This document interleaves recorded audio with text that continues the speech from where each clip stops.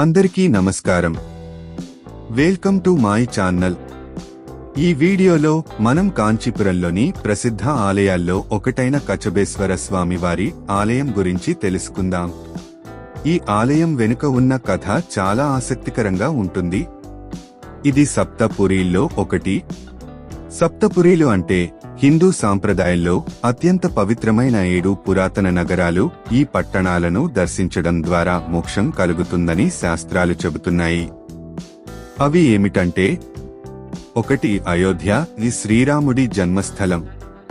2 మథుర, శ్రీకృష్ణుడి జన్మస్థలం.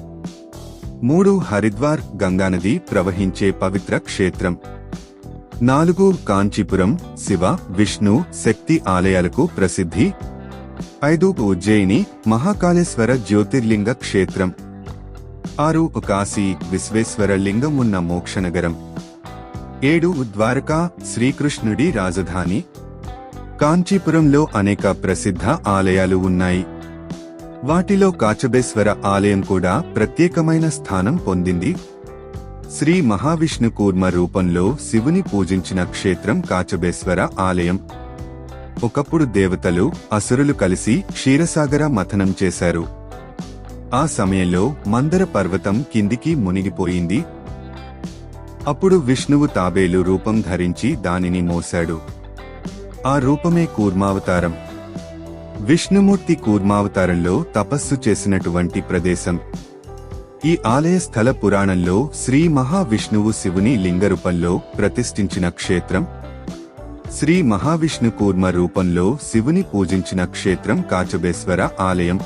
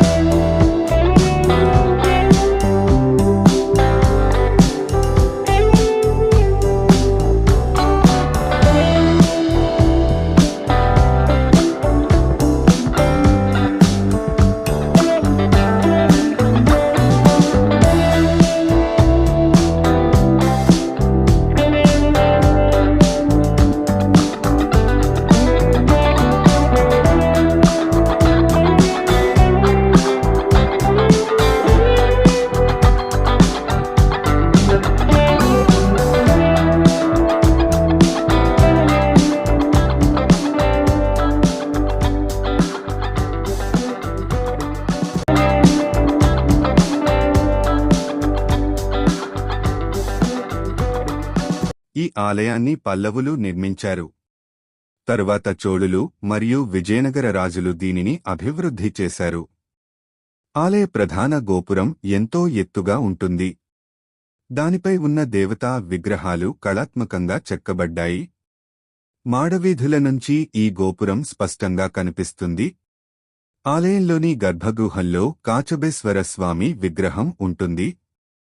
పక్కనే పార్వతీదేవి సమేతంగా దర్శనమిస్తారు.